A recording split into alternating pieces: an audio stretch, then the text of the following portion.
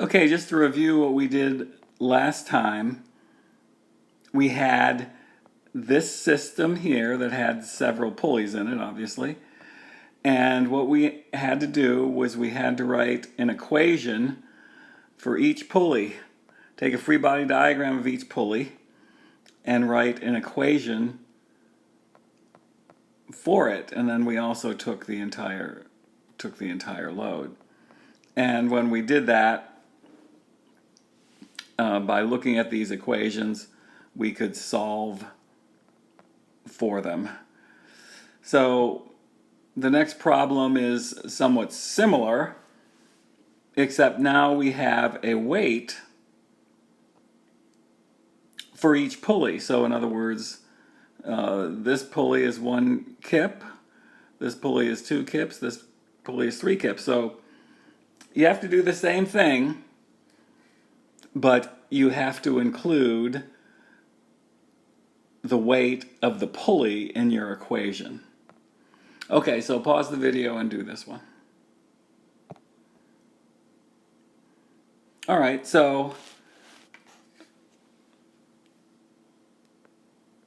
there's our free body diagram for the first pulley, for the second pulley, for the third pulley, and for the entire weight.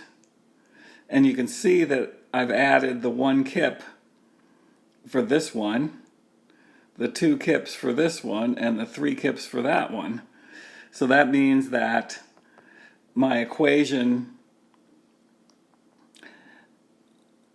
for this pulley then is going to be what? I'm going to have the TBD 2 TCD and then minus the 1. So I have all of them, and for this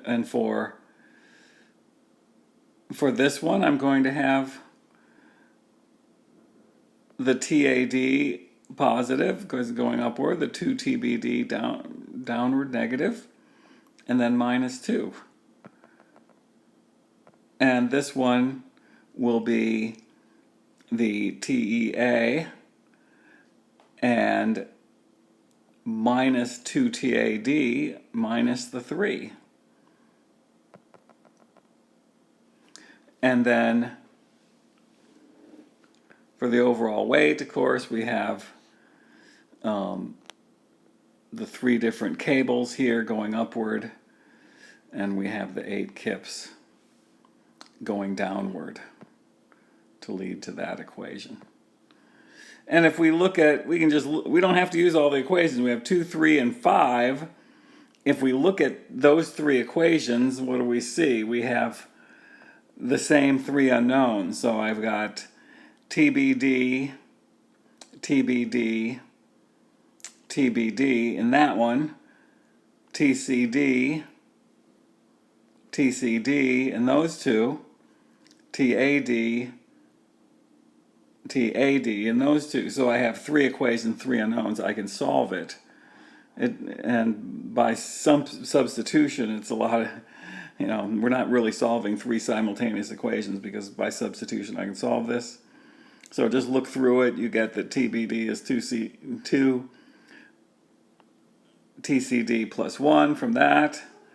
I put this TBD into both equations 3 and 5.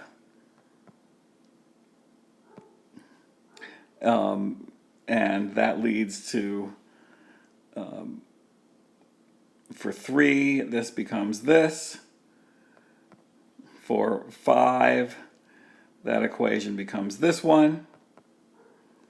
And if I look, now I have 2 equations, 2 unknowns. And you can solve that simply by, in this particular case, I can subtract the second equation from the first equation, and that eliminates my TAD. And I solve for the TCD. That gives me TCD. Once I have that, then I can put it into equation 2, put it into this one, I solve for TBD, then I can put everything into equation 5, and I get TAD. So, and then putting all that into equation 4, I get TEA. So, a little bit of algebra in these problems, but it's all doable. So, you should be able to do this kind of problem on an exam. All right, here's a different kind of problem.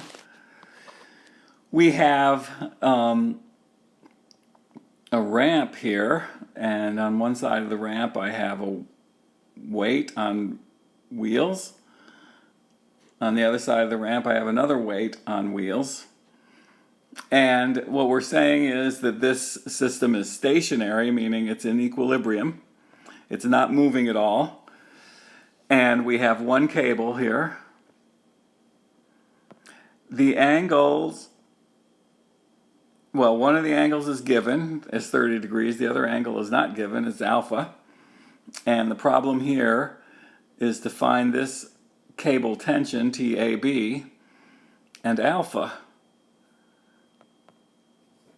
to keep this thing in equilibrium.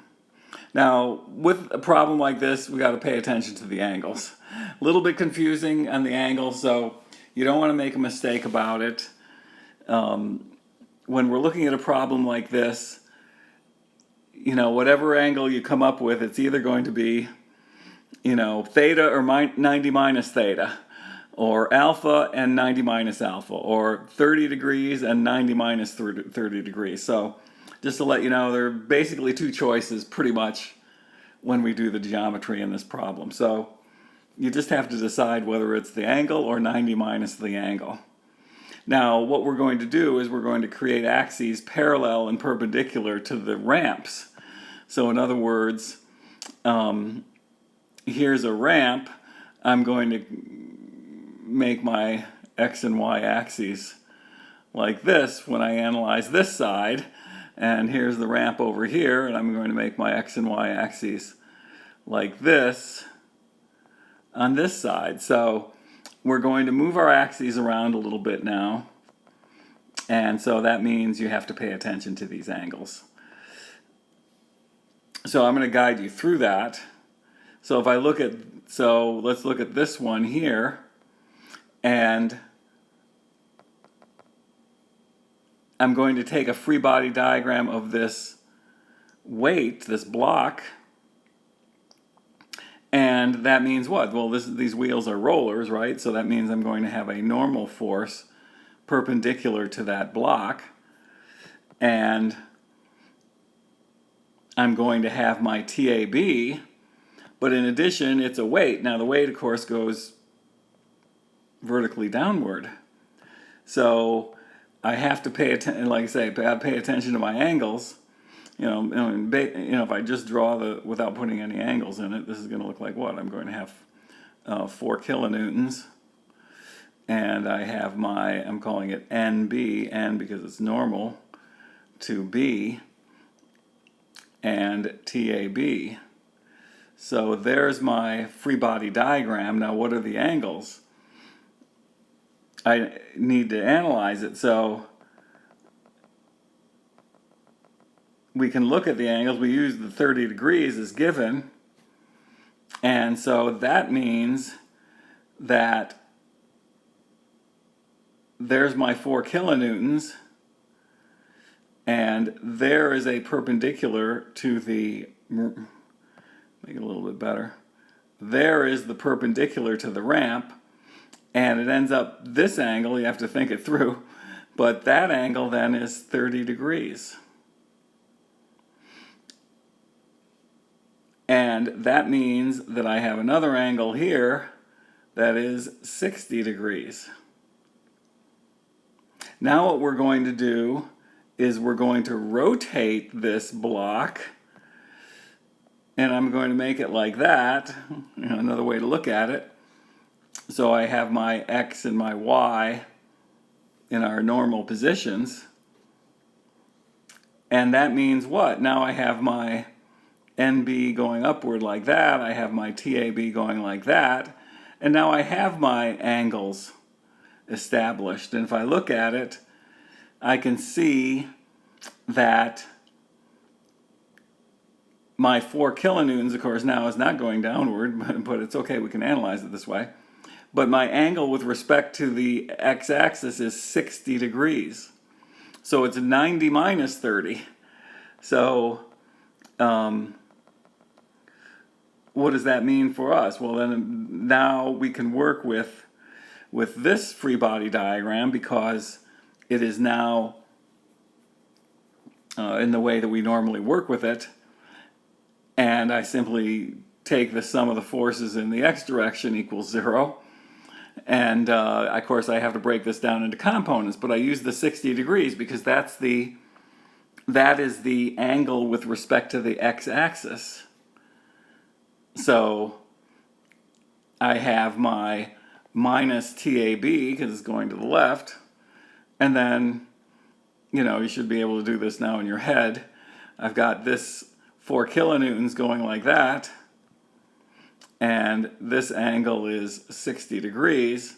So that means my components are, and it's going downward to the right, so downward to the right, and this is going to be 4 cosine 60, and this is going to be 4 sine 60.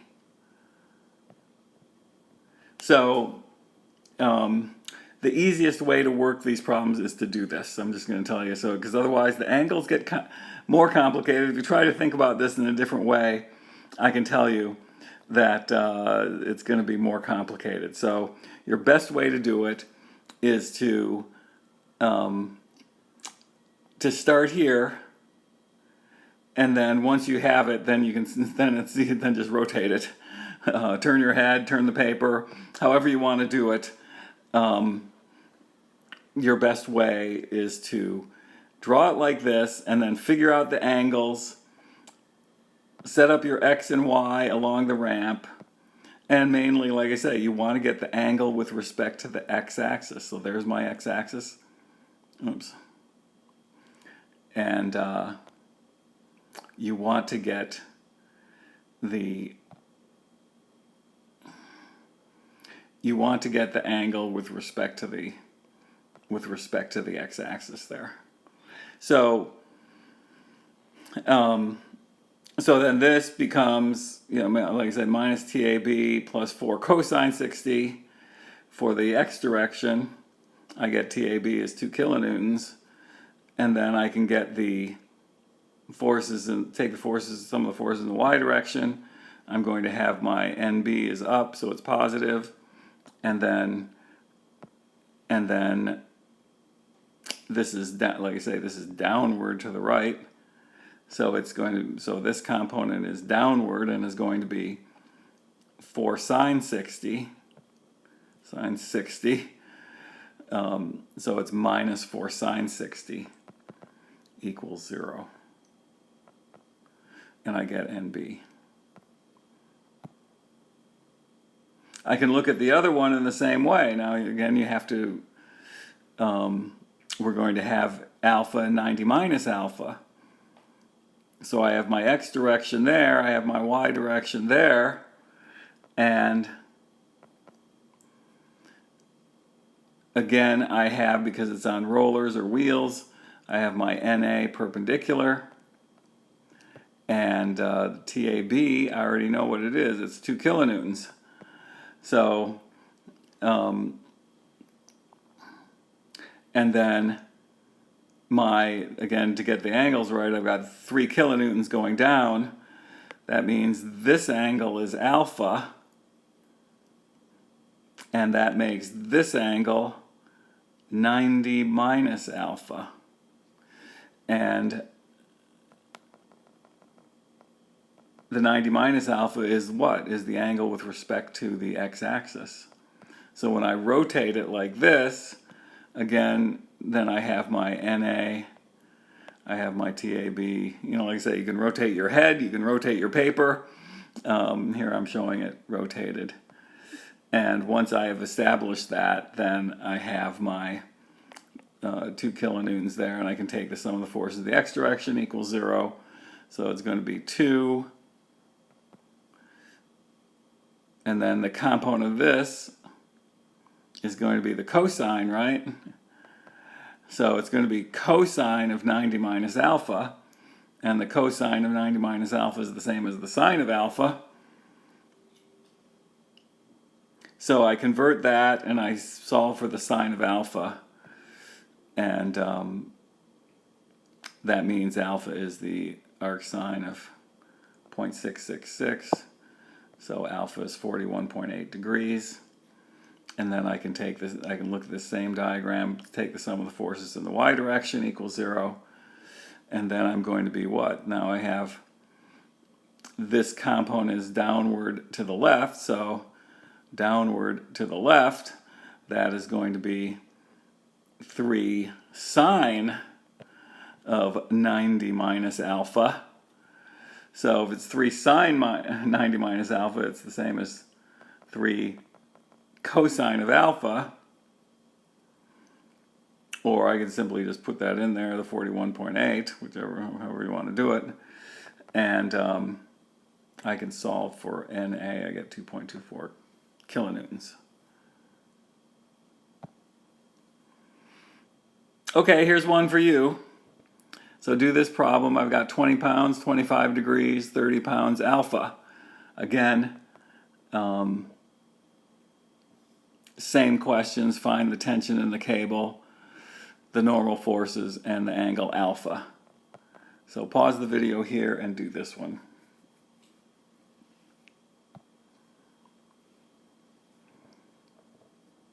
Okay, so I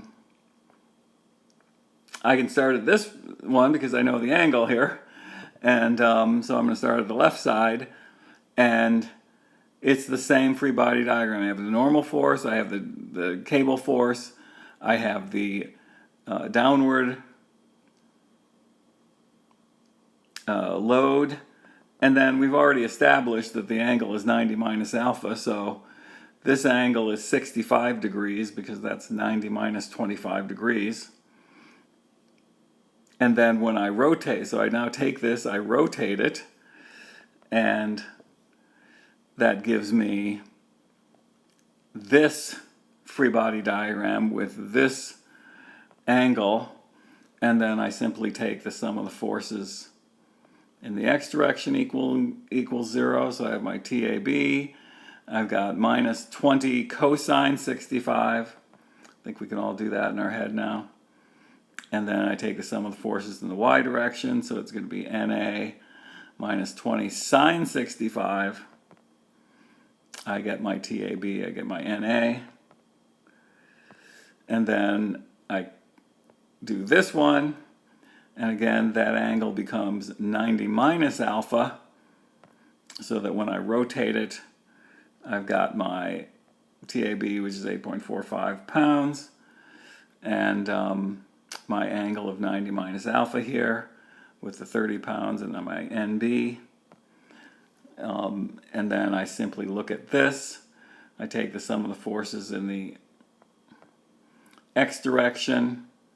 Again, we take our components. It's going to be 30 cosine 90 minus alpha, and it's in the positive x direction, so it's plus. This is in the negative x direction, so it's minus. And then I solve for alpha. I get 16.35 degrees. Take the sum of the forces in the y direction equals 0. I have my NB, and that's going to be what, 30 sine 90 minus alpha. And we know the alpha is 16.35. I get NB as that.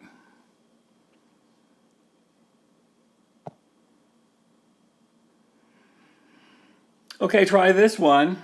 Again, it's in equilibrium, and we have a 2 kip load here on this pulley. I have a single cable that wraps around like that. These angles are, this is 65 degrees, that angle is alpha, and this is an angle of force T, which is the tension, which was obviously the tension in this cable. And the question is, find the force T and the angle alpha required to keep this system in equilibrium. So I'm going to let you do this, make your free body diagrams, or free body diagram, and solve this one. So pause the video and solve this one. Well, you know, this is the obvious free body diagram to make. What do? I just make cuts around that. And when I make a cut through these cables, through this cable, it's only one cable, so I have T here, and that's T there. They're all the same because it's frictionless pulleys. And I have my 2 kips there. I know the angle here is 65 degrees with respect to the x-axis for both of those. And I, again, take the sum of the forces in the x direction equals 0. And like I say, at this point, you should be able to do the components in your head. So it's going to be T cosine 65 for that one, T cosine 65 for that one, minus T cosine alpha for that one. And what happens is all the T's drop out, equals 0, of course, because the sum of the forces in the x direction equals 0. And the T's cancel out, and I can solve for alpha, and it's 32.3 degrees. Then I can take the sum of the forces in the y direction equals 0. So again, you should be able to do these in your head. So there's going to be T sine 65, T sine 65, T sine alpha minus 2 kips. We know what alpha is. It's 32.3 degrees. And then the only thing I have left in this expression is T. I solve for T. It's 0.853 kips.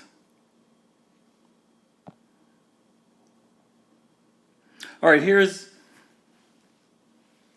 an example of a cable and pulley on a truss. And now we're going to integrate them a little bit here.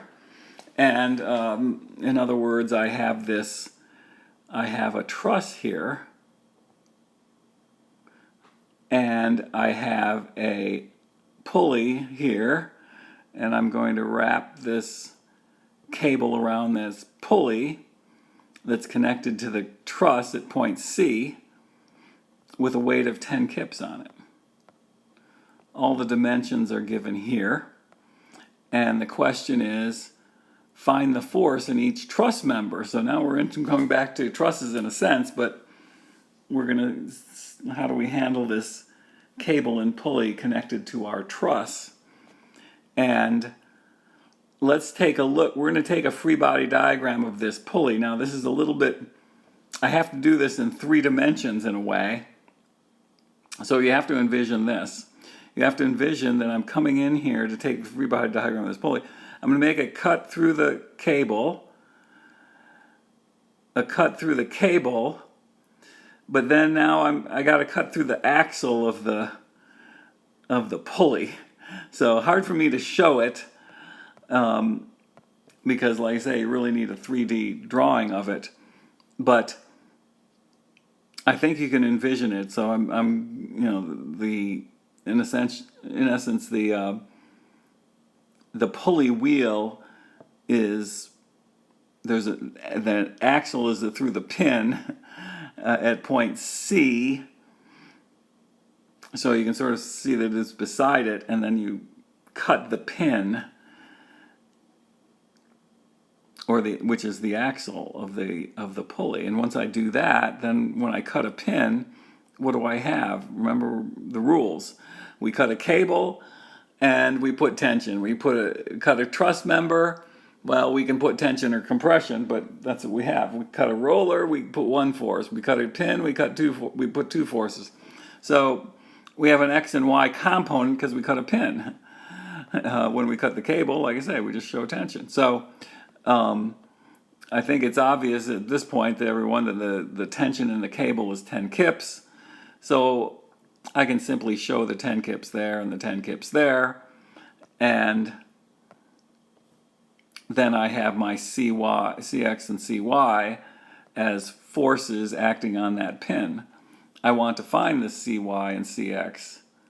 So if I take the sum, this is not too difficult, take the sum of the forces in the Y direction here, it's just those two, and I end up with CY as 10 kips. I take the sum of the forces in the X direction, and it's just these two, and I get CX as 10 kips. So this is my final free body diagram of that, which means what? If the truss is pushing upward on the axle of the pulley, then the pulley is pushing downward here. So they got to be equal and opposite for adjacent free body diagram. So if I'm taking a free body diagram of the truss, what does that say? That says that at point C, the pulley is pushing down. If the truss is pushing to the right here, that means that the pulley is pushing to the left on the truss. So, and this makes sense. I think you can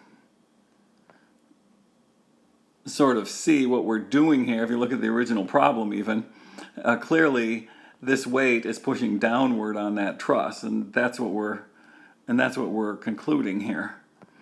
And it's also pushing to the left because, if the truss weren't here, where would this weight go if the truss weren't here? Well, it would go this way. So that weight is also pushing to the left. So it not only makes sense with regard to our free body diagram method, because we have adjacent free body diagrams. These are right next to each other. So if I have 10 going up here, I have to have 10 going down here. If I have 10 going to the right there, I have to have 10 going to the left here. So my free body diagram of point C on the truss looks like this. I've got these two forces acting at point C, and of course I have FAC and FBC, which we always show as being in tension. I don't know what they are, whether they're tension or compression, but that's the way I show them when I make my calculations. And then of course I can change that that's downward to the left, so downward F sine 45. This angle, everybody can see this is 45 degrees. Oops. With respect to the x-axis, it's still 45 degrees. So,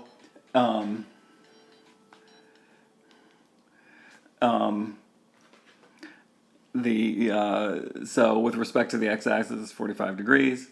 So I have FAC sine 45 going downward. I have FAC cosine 45 degrees going to the left, because this is downward to the left.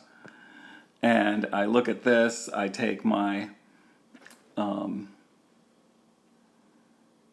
of the force in the x direction. You can all do this at this point. I get that for FAC. And sum of the forces in the y direction. And I get that for FBC. If I look at this point down here, what do I see? I got BY. What? I can very clearly see this is a zero force member. So this is a T here. So this is zero force member. So I'm able to get all three FBC, or sorry,